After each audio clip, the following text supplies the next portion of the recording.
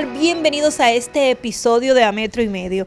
Una de las grandes oportunidades que me ha dado la vida con hacer este podcast es que yo entrevisto a quien yo quiera y a quien yo entienda que merece tener una conversación con una historia que inspire y que motive a nuestra audiencia a dar lo mejor de sí, a seguir hacia adelante y a realizar sus sueños.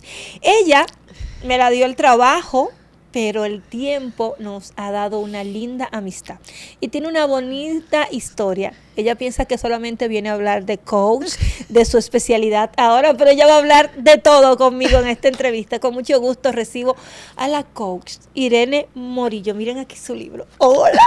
Hola, Namer, si ni siquiera hemos comenzado, yo tengo los ojos aguados. Yo debía haberte dicho que una de las condiciones era que no me hiciera llorar en cámara, ¿viste? Ay, nosotros no hacemos llorar a nadie. No, De verdad.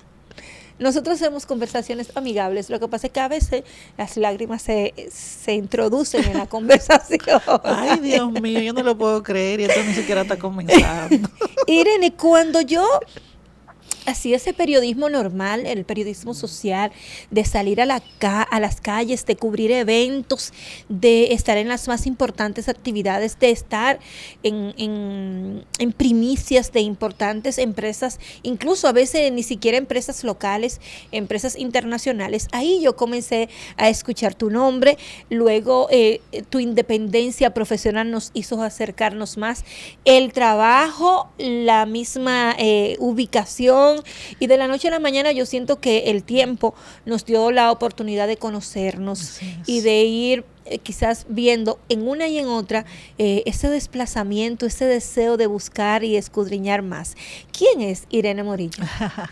Bueno, yo siempre me defino como una eterna aprendiz, un ser en constante evolución que dentro de sus dones tiene el de poner luz en otros para que vean sus potencialidades, sus talentos y puedan desatar esas cosas especiales que tienen en su vida. Creo que es una de las los talentos principales que tengo y es algo que he convertido en parte de lo que es mi misión de vida.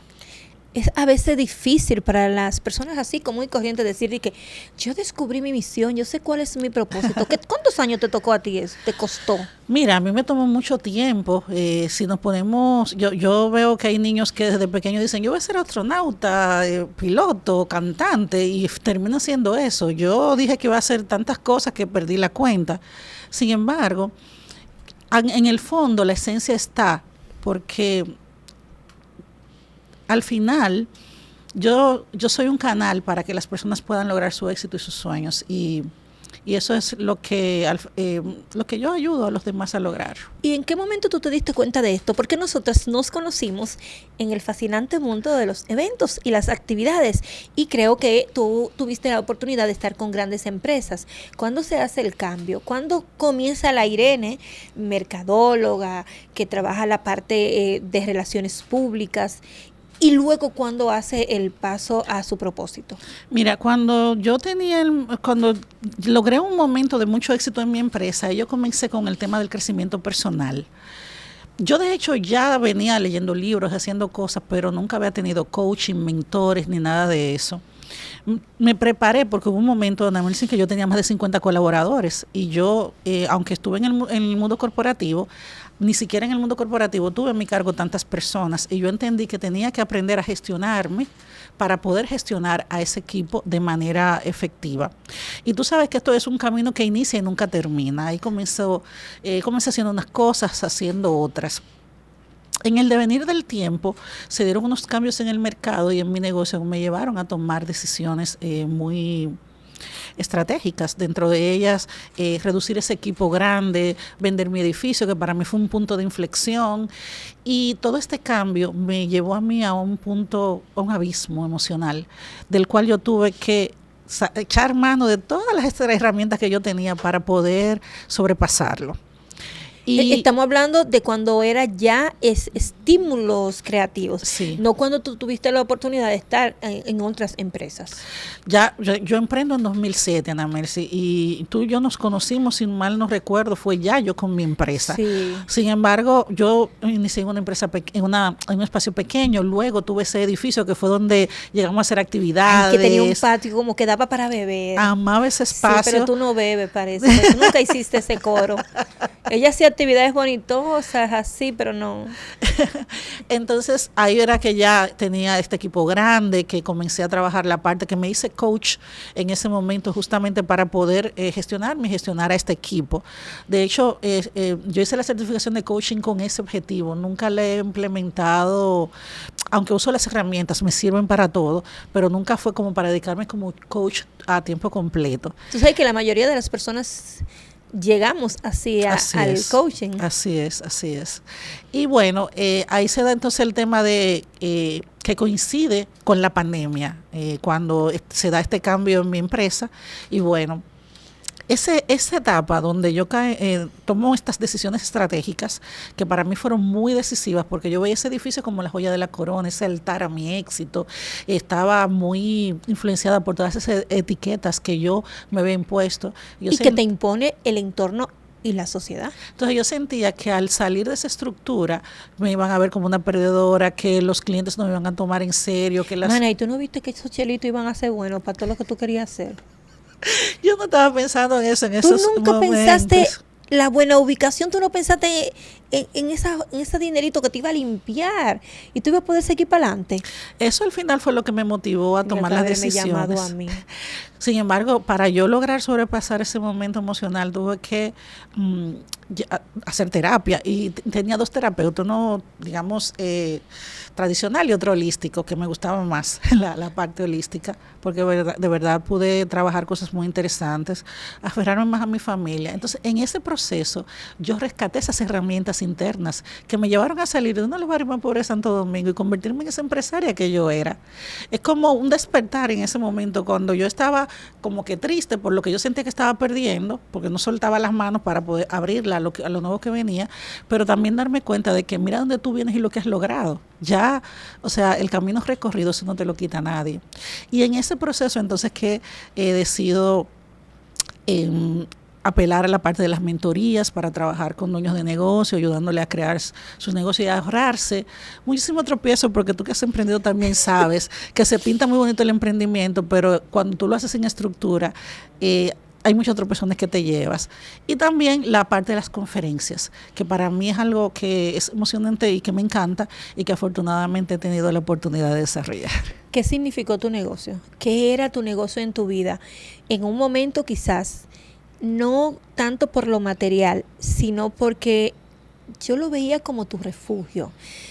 Yo lo veía como ese logro que para nosotras, las mujeres, en un mercado como este, era el paso más grande, bien de clientes, bien posicionado de ubicación, con facilidades, con un mercado que en el momento que estabas no eran tantas las empresas en ese renglón, y te permitía trabajar para muchos clientes. ¿Por qué era tan difícil soltarlo? Porque yo entendía que, mira, lo primero, vámonos al fondo para darle más contexto. Yo crecí escuchando de que yo no iba a servir para nada. Y yo utilicé algo que pudo haber sido una profecía como un reto. ¿Quién te decía eso? Personas, mis cuidadores, personas en mi entorno. Yo siempre ¿Tu mamá no estaba?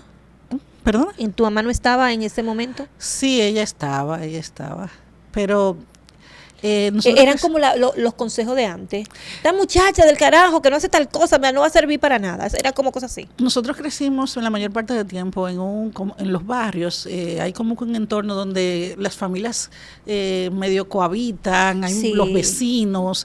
Nosotros vivíamos en una casa materna que, aunque estaba dividido, estaban mis tíos con su familia. Éramos como que estábamos todos juntos. Había como una mezcolanza. Sí. Entonces yo siempre tuve un carácter muy fuerte y siempre fui muy diferente. Y yo siento que eso era una forma de querer doblegarme. Eso me marcó mucho emocionalmente. Ay, yo te entiendo.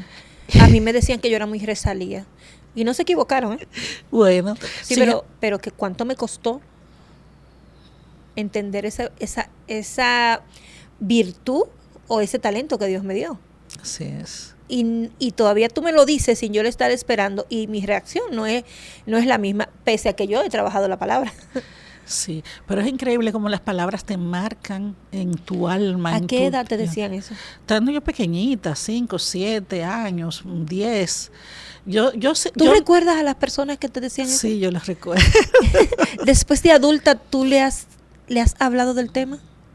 Yo lo he hablado, sí. Lo he hablado en terapia, lo he trabajado, pero aún... ¿Cómo tú lo has hablado con las personas que te lo decían? ¿Tú les muestras tus logros? ¿Le has dicho todo lo que ha tenido que hacer? ¿Cómo se hace eso? Mira, la verdad es que yo siento que yo utilicé ese dolor que me causaba, eso que me decían, para demostrar que yo sí servía para algo. Sin embargo, lo hice desde el dolor, desde el esfuerzo, muchas veces desde la rabia, y eso era como mi orgullo, mi logro, y como te dije anteriormente, las etiquetas que yo exhibía. ¿Se le estrujaste en la cara los éxitos y los logros? Yo llegué a estrujarlos. De hecho, hay un episodio que en una de mis conferencias conté que fue que, y en cierto modo fue también incentivado por mi mamá, que fue con el papá de mi hija. El papá de mi hija no estuvo tan presente en la crianza de mi hija. Yo fui madre soltera, ellos se conocieron, tuvieron una relación, pero además de que vivíamos en países diferentes, él no fue un padre que estuvo tan activo en la crianza de mi hija. Y cuando él me conoció, yo era esa muchachita de barrio, pobre, etcétera. Con el devenir del tiempo que yo tuve mis logros y demás, cuando él venía a visitar a Chelsea, a mi hija, no iba a mi casa. Nosotros teníamos un punto de encuentro, yo le llevaba a Chelsea, etcétera. Y un día mi mamá me dijo, dile que vaya a la casa. Pero yo conozco a mi mamá, yo sé que ella lo que quería era que él viera el cambio. El cambio, la evolución que yo había tenido. Y cuando él llegó a mi casa, él se le descompuso la cara, se quedó así súper asombrado, mirando a todos lados, y me dijo, wow, no encontraba las palabras, y cuando finalmente nos sentamos, me felicitó por el éxito que yo había tenido en la vida. Y yo, con toda la hazaña del mundo, lo digo, en ese momento lo dije con orgullo, pero luego de que yo hice una evolución, lo veo de otra perspectiva, pero en ese momento yo le dije, gracias a ti. Y él se quedó, como que él sabe. ¿Cómo que gracias a mí? Digo yo, sí, gracias a ti, porque si hubiese sido el padre que Chelsea hubiese necesitado, yo probablemente me hubiese acomodado y no hubiera salido adelante, pero como tú no lo fuiste, mi hija me dio el impulso para salir adelante, y esto que yo he logrado ha sido gracias a ti. Ese hombre se le desconfiguró la cara, bajó la cabeza y nunca más la levantó, y en ese momento yo sentí orgullo y sentí alegría, y después que él se fue. En ese momento tú lograste, porque una es así. Sí. Sí, tú sabes que nosotros, si nos dejan que nos organicemos mentalmente, sabemos en qué momento es que vamos a lanzar la pelota. Literal. Cuándo va a ser un out, cuándo vamos a ese strike para out. Tu preparación de ese momento es como logré darle la bofetada sin mano que siempre había soñado. Pero no fue preparada, porque honestamente no fue algo como que yo orquesté previamente. Al mami decirme que le dijera que busque a Chelsea en la casa, que era lo que yo normalmente no hacía, porque yo mantenía como mis entornos muy separados, y yo ver la reacción que él tuvo fue como si yo, algo que internamente hubiera tenido mucho tiempo dentro, hubiese salido en ese momento. Ay, sí. Ay, eso sale, Sí, te lo creo. Sí. Sin embargo, yo luego me di cuenta que en ese momento yo lo hice desde el orgullo, desde la rabia, y que realmente... ¿qué te digo? Esa satisfacción momentánea que yo tuve, al final fue desde el ego, ¿no?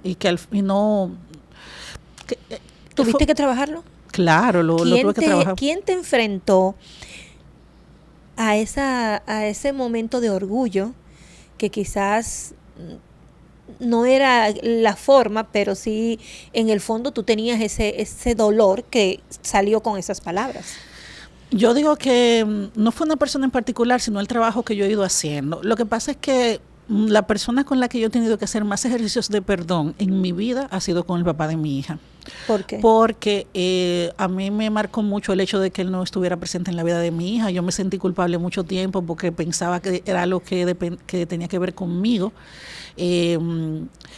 Mi hija tiene heridas de abandono por parte de él, y como a uno lo que más le duelen son sus hijos, eso a mí me ha marcado. Tuve muchos choques con él porque en realidad he tenido que trabajar mis demonios porque yo tengo un carácter que en esencia es muy fuerte y salvaje y antes yo no tenía filtros.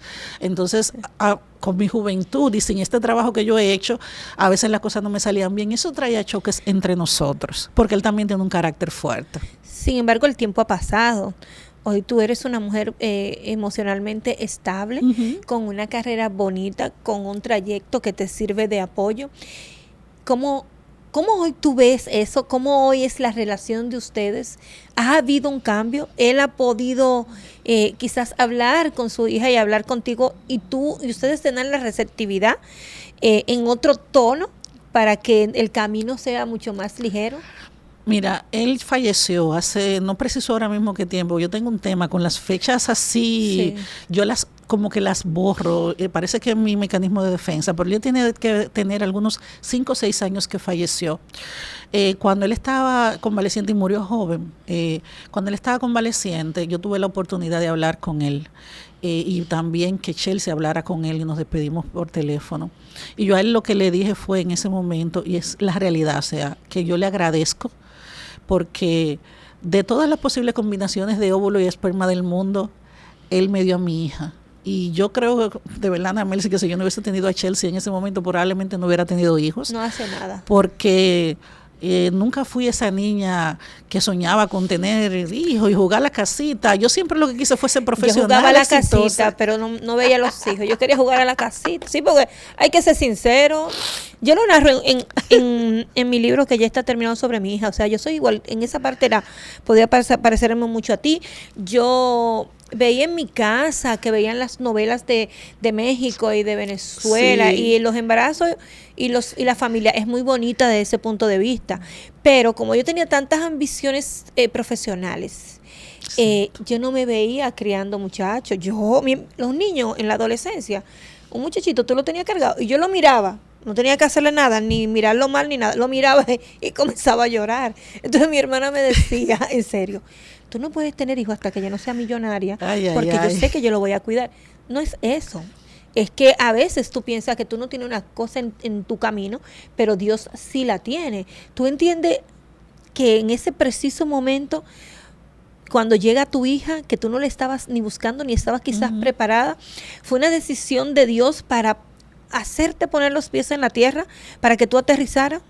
Yo pienso que ese fue el regalo más hermoso que Dios me ha dado en el mundo, y no fue fácil, sí, pero porque ahora, no lo estoy romantizando. Espérate, ahora, no fue fácil. En ese momento, ¿qué tú pensaste?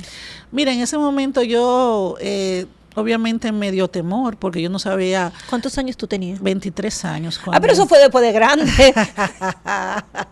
Yo tuve a luz a los 24, pero me embaracé obviamente a los 23.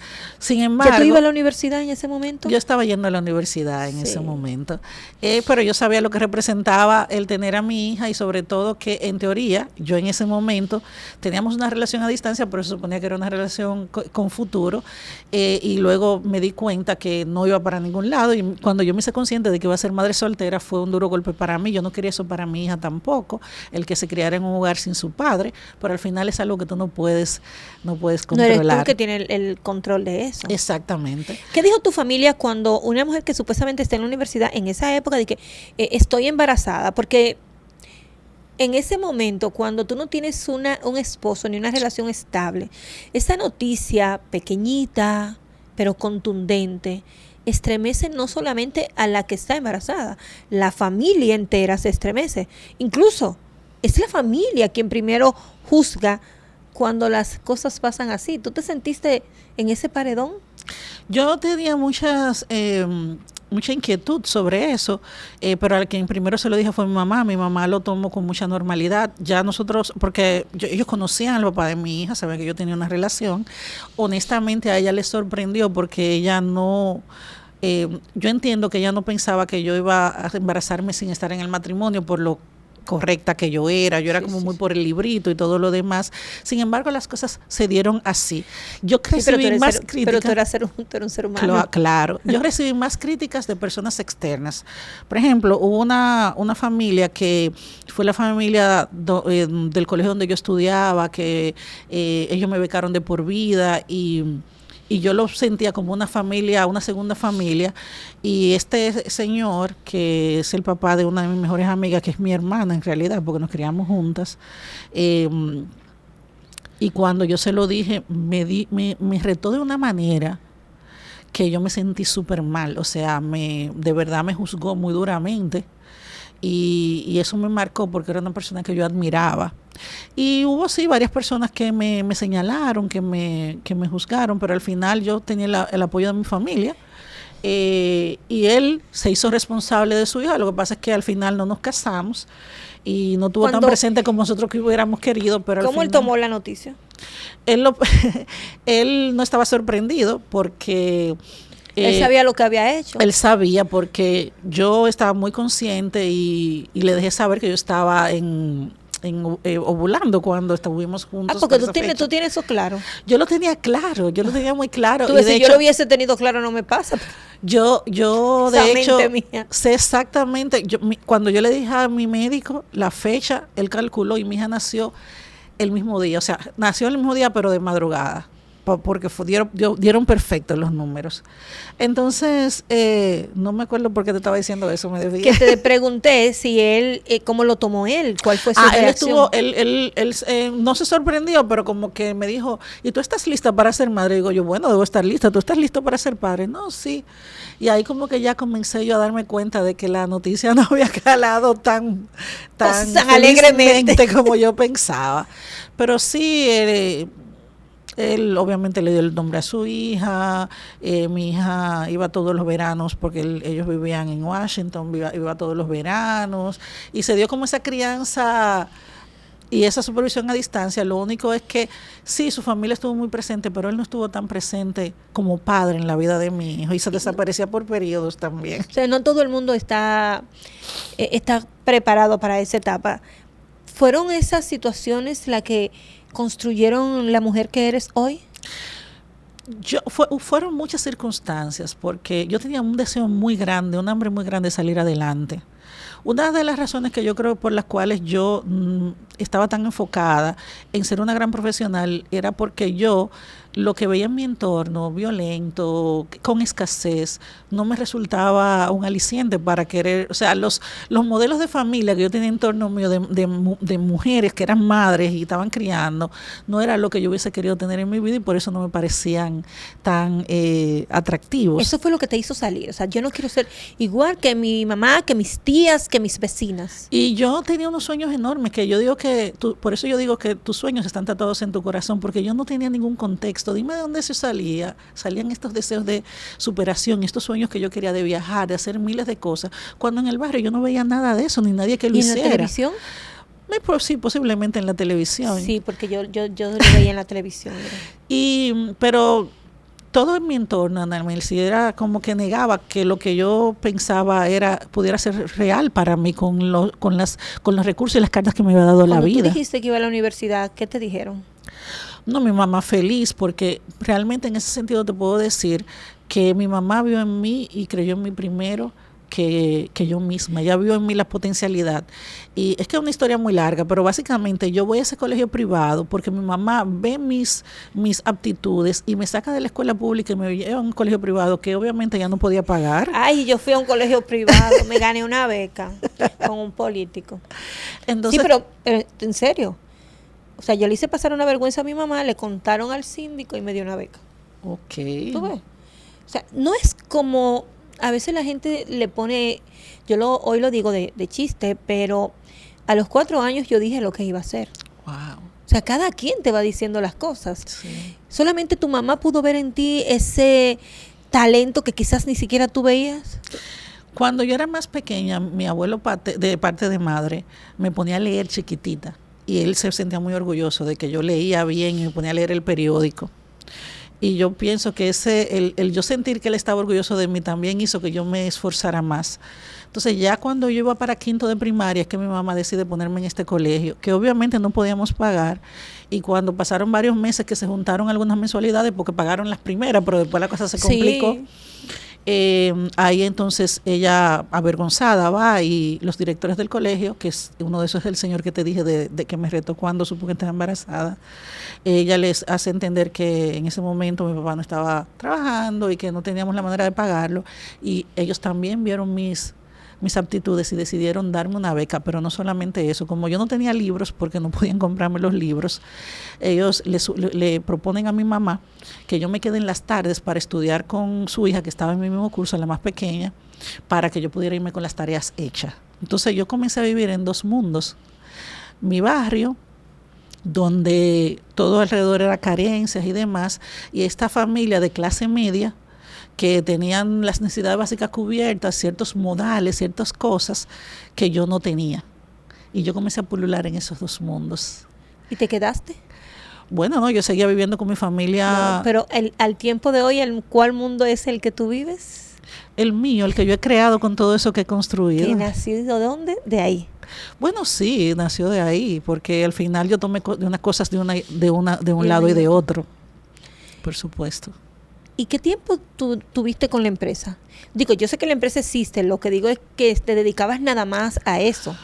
Yo comencé con estímulos en 2007 en una habitación de mi casa, sin idea de lo que yo estaba haciendo absolutamente todo. Ahí yo hacía mensajería, yo supervisaba los trabajos, yo hacía las cotizaciones. Luego me mudé a la 27 con Carmen Mendoza, en una oficina pequeña que compartí con Keila, una amiga mía, que ella me dice, Irene, ya tenemos que darle porque ella emprendió más o menos en la misma fecha, tenemos que darle carácter a esto, vamos a alquilar una oficina. Y yo, ¿qué? No, yo no tengo aterrorizada, los gastos fijos, mira, bueno, ya tú sabes. ¡Wow! El tema es que teníamos literalmente una recepción pequeña y 2 cubículos. Entonces ahí comenzamos. Luego de un tiempo ella realmente creció mucho y me dice que ella se va a tener que mudar porque ella necesita más espacio, que si yo puedo hacer frente a los gastos completos de la oficina, otra crisis emocional. Yo me reuní con mi contable, con este gran problema que yo tenía, porque Dios mío, y me mire, me dice, Irene, tú puedes pagarla, te está yendo bien. Y yo, ¿en serio? ¿Tú crees que yo puedo hacerle frente al pago completo de la oficina? ¡Wow! Al mantenimiento. Y pagar la recepcionista. Pues nosotros dividíamos todo a la mitad. Y así comencé. Luego de eso, yo duré varios años ahí en Estimulitos, nosotros le decimos. Entonces ahí llegó un momento en que la operación con uno de los clientes más grandes que teníamos creció, estábamos produciendo material promocional y estábamos llenos de cajas por todas partes. Y yo comienzo a buscar un local y pregunto al lado de donde yo tenía la oficina, que tenían locales comerciales, muy buen espacio y una ubicación similar, pero cuando la arquitecta me tiró que en remodelar el espacio, porque te entregan 3 paredes y una puerta en un local comercial, era en ese momento como $1,000,000. Y dije, ¿what? Yo no voy a invertir eso para cuando yo me vaya a salir con una mano adelante y otra atrás. ¿Y tú habías contado ya hasta ahí? Sí, me estaba yendo bien.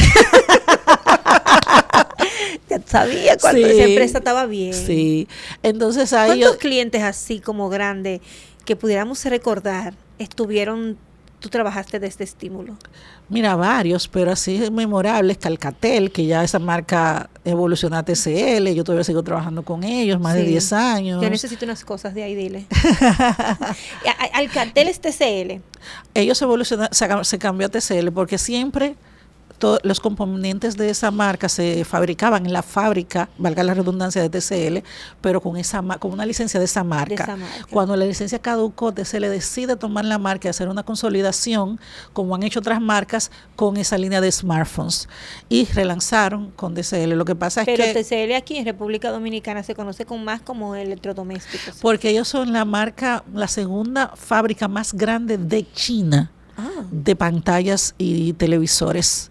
Y tienen otras divisiones de aire acondicionado. ¿Y tú sigues trabajando en la parte de teléfono? Yo sigo trabajando con ellos en la parte de relaciones públicas, ya un poquito menos, porque después de la transición, la marca sigue, pero localmente como que la operación ha mermado un poco. No están en el mercado, pero no con la misma presencia que antes. Y hemos tenido bancos, o sea, por estímulo han pasado muchas marcas. ¿Eso es lo que te ha hecho más fácil posicionarte en este nuevo rubro? Para nada. Esa gente no te ha apoyado, esos que eran clientes No, tuyos. no, para nada. Lo que pasa es que, por ejemplo, hay algunas de esas empresas multinacionales no tienen presencia local, tienen distribución y demás, Sí, pero pero tú no. viajas mucho, da tu conferencia, ¿no te toca uno de ellos ahí? Mira, realmente no. Las conferencias que he dado han sido en diferentes ámbitos, que Women Economic Forum, que la Embajada de Dominicana en Madrid, en una asociación de empresarias también en Córdoba y así por el estilo. Han sido diferentes. ¿Quién te ha labrado ese camino? Nosotros, lo que hacemos coaching o mentoría, sabemos mejor que nadie que el ejemplo comienza por casa. Y que para áreas muy específicas, después que ya tú conoces que existe la terapia y que la compañía es buena, también nos valemos de esa ayuda. Y el camino solo es muy extraño. Te fajas mucho, pero siempre para ser coherentes, pues tienes un coaching o tienes una mentoría o tienes una persona que trabaja contigo. Tú practicas con el ejemplo. Hay gente que va acompañándote en cada uno de estos procesos. Así es. De acuerdo al proceso que estoy viviendo, yo tengo mentores. Yo he tenido diferentes mentores. Tengo de verdad la dicha de haberme hecho acompañar de muy importantes mentores a nivel de Hispanoamérica. Sin embargo, para la parte de conferencia como tal, he tenido apoyo en lo que respecta a la oratoria y demás, y cosas que todavía sigo trabajando, pero no como de management para conectar con las conferencias. Lo que pasa es que... Pero sí para el proceso previo de ayudar a otras personas. Sí, lo que yo me he convertido en muy buena networker. Entonces, como voy a eventos, voy a actividades, conecto y entonces voy trabajando oportunidades y se van dando. Y bueno, hasta ahora ha sido así. Obvio que yo quiero proyectar eso todavía más, pero todavía no tengo una persona que me acompañe en ese sentido. Irene, aunque yo sé que Estímulo sigue, recibo sus notas, estoy en la parte de los periodistas que siempre hemos estado pendiente y todo eso, pero el público quizás no sabe que aunque Estímulo no está en el lugar de siempre, sigue operando y que tú manejas y has manejado grandes marcas. Así es, sí, nosotros hemos tenido la dicha de tener marcas nacionales e internacionales que han estado con nosotros por muchísimos años. Un ejemplo de eso es Alcatel, que ya evolucionó a TCL, y nosotros tuvimos una importante participación en todo lo que fue el crecimiento de esa marca en el país y su desarrollo. Y bueno, entre marcas de bancos, o sea, diferentes empresas. Y yo pienso que en gran parte eso también ha moldeado a la profesional que yo soy, porque en la medida que tú tienes empresas de ese calibre, tú tienes que responder, ¿no? Claro, ¿no? Yo te iba a preguntar si hoy son esas empresas las que más te patrocinan, las que más te apoyan. Mira, sí, algunas sí me apoyan, otras como no tienen una representación local en las cosas que yo hago en el país, normalmente no están presentes. ¿Ha sido todo el maremoto que tú has vivido en el trayecto de tu vida la que te ha impulsado para hoy dedicarte a lo que te gusta, a tener ese acompañamiento para otras personas que puedan desarrollar sus habilidades, sus talentos, sus dones y sus sueños? Sí, la verdad es que ha sido una evolución porque yo decidí utilizar mi experiencia, mi trayectoria y los conocimientos que he adquirido para apoyar a otras personas para que puedan lograrlo mucho más rápido y con menos esfuerzo de lo que me tomó a mí y con menos inversión, porque la verdad es que he tenido la dicha de mentorizarme con importantes mentores, muchas veces viajando, que como te ha tocado a ti también, invirtiendo sumas importantes.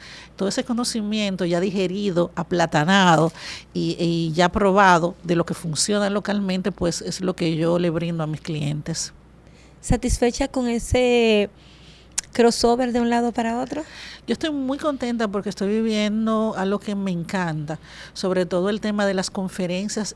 Me gusta todo porque me gusta la mentoría, me gusta ver cuando las personas llegan a mi mundo y tienen esa evolución, cuando se le enciende una luz en los ojos por algo que a mí me resulta natural y que cuando se descubre ante esa persona ven que es un recurso que les va a ayudar a cambiar.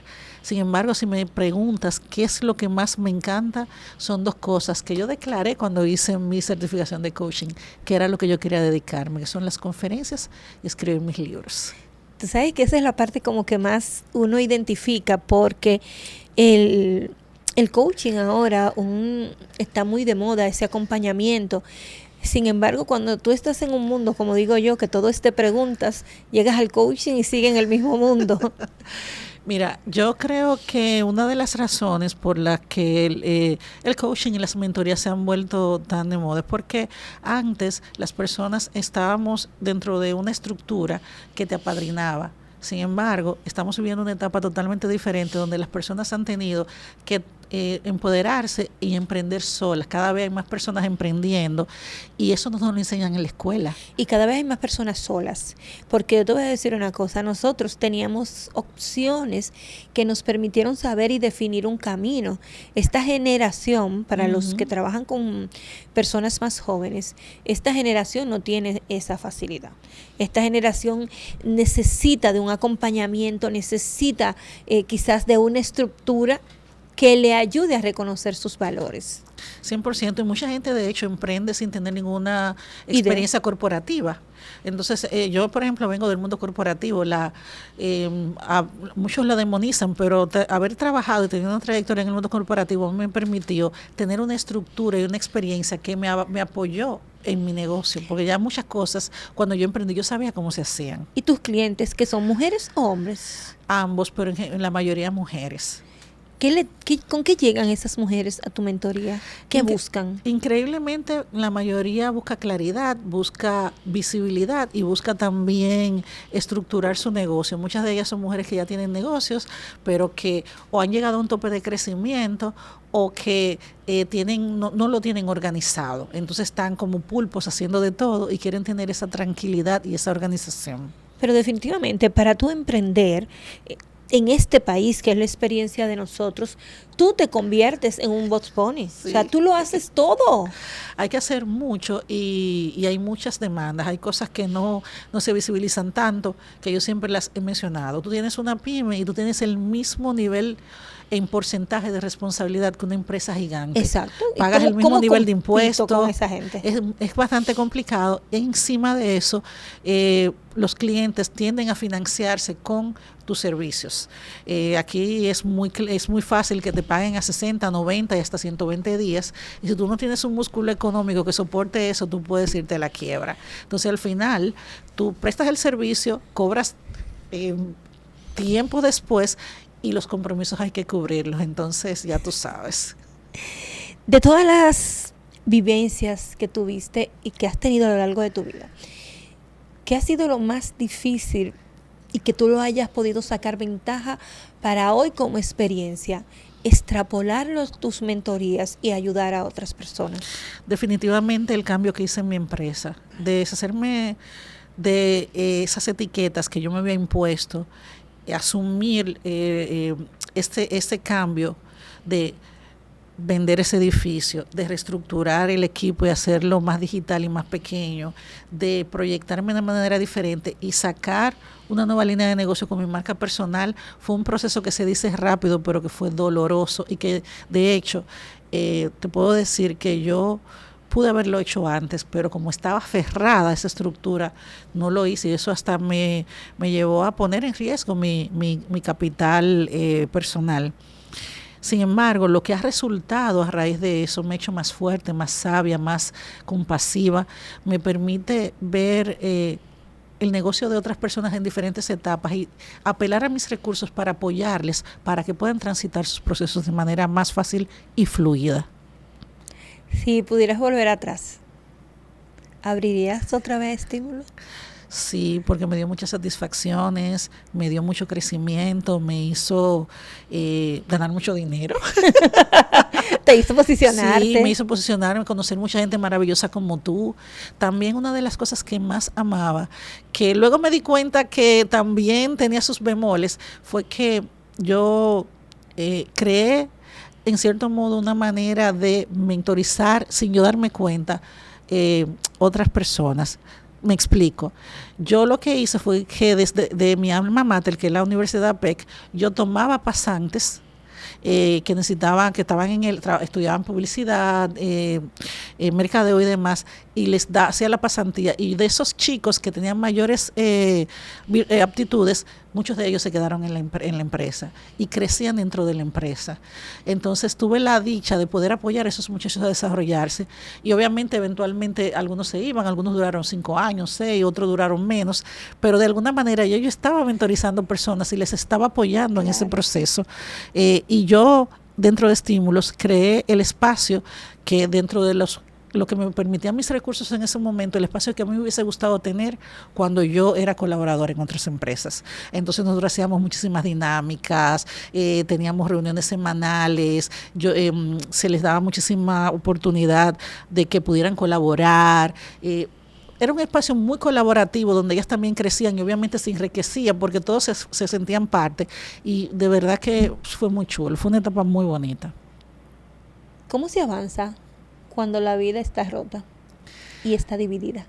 Se avanza trabajando mucho en ti, teniendo mucha fe, en mi caso, entregándote mucho a Dios, que a veces es agridulce porque en mi caso muchas veces era reclamo y también ruego. Reclamo de por qué a mí, porque en este momento, porque se dice todo muy bonito, no preguntes por qué, pregunta para qué, pero cuando tú estás en el bollo, tú preguntas por qué y por qué a mí, sí, y a veces hasta con rabia, y llevar un día a la vez, y a veces hasta hacerlo por hora, Anabelsis, porque de verdad que a veces ni siquiera es un día a la vez, a veces es por horas.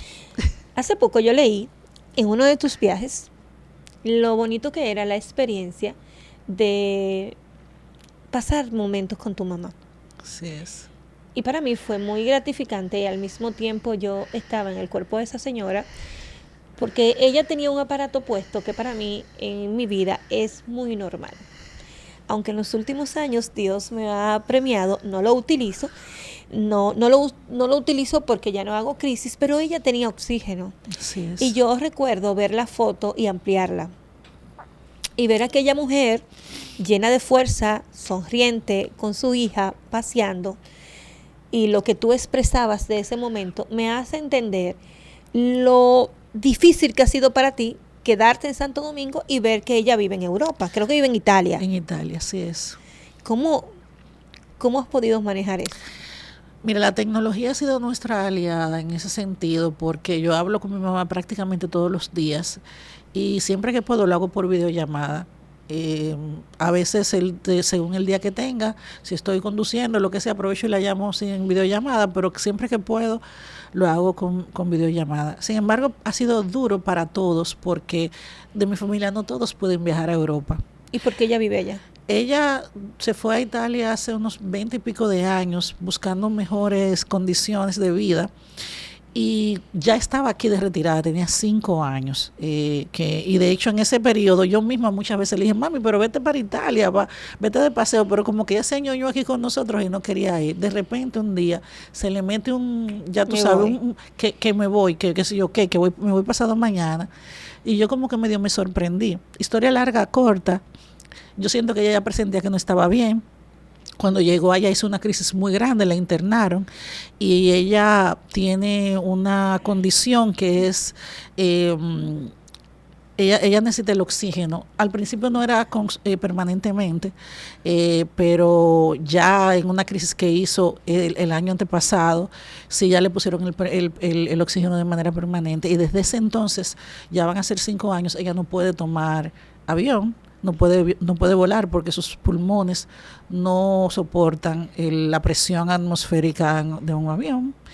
Y obviamente para ella es muy doloroso porque ella extraña a todos los de mi familia. Mi mamá es muy, muy familiar y sus hijas lo son todos, pero por eso yo siempre que puedo voy. Y en esta ocasión fue muy, muy especial porque ella vive allá con una de mis hermanas que vino, aprovechando que yo vino al día siguiente a Santo Domingo, y ella y yo nos quedamos solas. Yo no te puedo explicar la complicidad. ¿Qué tiempo ustedes tenían que no se juntaban solas? Solas, sí, yo no recuerdo. ¿Y a cuánta gente de la familia ustedes murmuraron? A todos. Mira, yo aproveché, porque yo quiero hacer... hiciste todos los cuentos. Yo le pregunté de su infancia. Yo tenía una lista mental de preguntas de mis bisabuelos, de mis abuelos. Pero ¿y por qué? a esta edad tú aprovechaste ese tiempo? ¿No tuviste en otra ocasión? Yo hablo muchísimo con mi mamá y siempre hablamos de diferentes cosas, pero esta vez yo fui intencional porque yo sabía que íbamos a poder tener ese tiempo sola y realmente tuvimos conversaciones muy, muy, muy profundas y yo atesoro ese tiempo de manera muy especial. ¿Qué de especial tenía y qué tú sentiste que Dios te diera la oportunidad de esta conversación? Que Dios me ama, porque la verdad es que yo te digo a ti una cosa, a veces yo me veo en espacios y en oportunidades que yo misma pregunto, ¿qué yo hago aquí? ¿Cómo yo llegué aquí? ¿Cómo yo llegué aquí? Realmente Dios ha sido muy bueno conmigo, Dios me ha bendecido, yo he sido muy afortunada. De los amores de tu vida, como que viven siempre en espacios lejos de ti y distante, porque tu hija vive en Estados Unidos. Así es. Y tu mamá en Italia. ¿Cómo se divide la hija y la madre para complementar sus sueños de mujer, su propósito en la vida, cumplirlo, y al mismo tiempo cumplir con sus responsabilidades? Porque tú te sientes tan apegado a tu madre que a veces tú, en mi caso, mi mamá tiene 6 años que se fue justamente en los días que grabamos esta entrevista, y hay momentos y situaciones en las que yo me veo envuelta que yo cojo el teléfono para llamarla. Wow. Y esa es la parte más dura de tú, para mí, de romper eso. ¿Cómo tú haces con tu hija en Estados Unidos y tu mamá en Italia? Yo hablo con ellas dos prácticamente diariamente, pero respecto a lo de mi mamá, te puedo decir que en ese post yo conté, que no suelo contar tantas cosas personales, pero en esa publicación yo conté que nosotros fuimos al lago Cuomo sola, al lago de Como, y esa visita nosotros la habíamos hecho 2 años antes que mi hermana, que vive en Estados Unidos, porque literalmente nosotros estamos disgregados por diferentes partes, y mi mamá no lo disfrutó. Y volver ahí con ella y ver como que ella lo pudiera disfrutar en este momento para mí fue muy, muy, muy especial. Y sí, el tema es que yo hablo con ella todos los días. Con mi hija yo también la estoy visitando con mucha más frecuencia porque ahora ella viene menos porque tiene toda su vida allá. Entonces me hago el sacrificio y voy y la visito una y la visito otra. Pero cualquiera quiere sacrificarse así porque Sí, no es para con tú y que tú sí, sales a sacrificarte. Y la paso muy bien con ambas. La verdad que sí. Por ejemplo, hace 2 años Chelsea y yo fuimos y nos pasamos el fin de año con ella y así hacemos lo mejor que podemos. Sí, pero a veces cuando uno tiene los seres queridos tan lejos, hay cosas que tú no le dices. Si yo fuera Chelsea, que tú me dijeras en este momento que tú no le has dicho y que quizás le has dicho pero ella no se acuerda o tú quieres que ella lo tenga presente. No se me ocurre nada así porque nosotros hablamos mucho, como algo que yo no quiera decirle. No, que tú quizás se lo hayas dicho, pero quieres que ella siempre lo recuerde y que no importa si yo estoy aquí ahora haciendo el papel de ella, tú puedes recordarse. Ay, pero lo que yo le digo siempre, que yo la amo, que ella es la luz de mi vida, que ella es lo más importante para mí, que yo quisiera que ella se viera con los ojos que yo la veo a ella, con todas sus potencialidades, lo creativa que es, lo brillante que es. Yo sé que todos los lechuzos ven a su lechucito hermoso y maravilloso y súper inteligente, pero de verdad, Namel, si te lo digo, mi hija es increíblemente talentosa. Y yo creo que a veces ya no se da cuenta. Los padres a veces creemos que los hijos siempre pueden hacer más. ¿Le dijiste todo lo que tenías que decirle a tu mamá en este viaje? Le dije muchas cosas sí que yo le quería decir. Pero ¿hablaron del perdón? Siempre, le hemos hecho muchísimas veces. Yo en la medida que he ido trabajando, mi crecimiento personal, yo he hablado mucho con ella y ella también en la distancia, siento que ha tenido mucho tiempo para reflexionar y de hecho en este mismo viaje me recordó cosas que ella ya me había dicho. Mi mamá no tuvo tantas oportunidades, creció en un entorno muy difícil y como madre ella hizo lo mejor que pudo. Sin embargo, como todos, cometió también errores en la crianza y ella nos ha pedido perdón y volvió y me pidió perdón por ¿Se eso. han perdido perdón ambas? Sí, así es. Ha habido mucha sanación. ¿En algún momento le dijiste esa palabra que tanto te dolía? ¿Tú no vas a servir para nada? No, eso yo nunca le he dicho. ¿Por qué? Porque no quiero herirla. No es mejor sacar, no es, si yo voy a una mentoría contigo, tú quizás mi consejo o el consejo que tú me vas a dar es que yo debo sacar eso de adentro y que quizás expresándolo es la forma más Yo correcta. le he trabajado, no hablándolo directamente con ella, hay otras maneras de hacerlo y yo sí lo he trabajado, pero no lo he hablado directamente con ella. ¿Te da miedo su reacción? Yo siento que yo he aprendido también a ser un poco más compasiva. Antes yo la juzgaba más duramente, era mucho más más um, rígida en la manera en que yo la juzgaba. Sin embargo, a medida que he ido pasando el tiempo, que he ido madurando y viviendo cosas, y también veo que esa mujer que era tan fuerte, tan vital, ha ido envejeciendo y la veo más vulnerable, yo me he vuelto más compasiva con ella. ¿El ser madre te llevó también a entenderla? Desde el principio, yo desde que tuve a mi hija, yo me convertí en una mejor persona, porque ahí entendí lo que es ser madre. Los hijos tendemos a eso mismo, a culpar a nuestro padre, a juzgarlos, pero sobre todo las mujeres que somos las que pasamos por el proceso de gestación y de parir un muchacho, que ahí nos damos cuenta de que verdaderamente no es fácil ser madre, ser padre, y eso nos hace más compasivos con nuestras madres. ¿Y este hijo? Dice una lectora que yo, desde que yo vivo leyendo, que los libros no son hijos. Que no, que porque nosotros decimos, mira, escribir, aunque sea 2 líneas, es un parto. Transformar tus ideas, plasmarla no es fácil. ¿Cómo nace este hijo? Conviértete en referente estrella. El paso a paso para salir del anonimato y liderar tu nicho. Señores, bien de lente. Leí bien de ojos. Te cuento que ese fue un parto de elefantes gemelos. Tú sabes que los elefantes están por 2 años. Sí. Y yo no sé si hay casos de elefantes gemelos, pero el mío fue así. Este libro me confrontó muchísimo con el síndrome del impostor, con creencias que yo pensaba que había superado. Este libro es la compilación de mi mentoría, Referente Estrella, que es una mentoría de negocio y marketing con el cual yo ayudo a las personas a posicionarse, a hacerse visibles y a atraer los clientes que quieren. Y la verdad es que fue un proceso que tardó más tiempo del que yo creía, justamente porque yo paré varias veces y como que me detuve. ¿Por qué?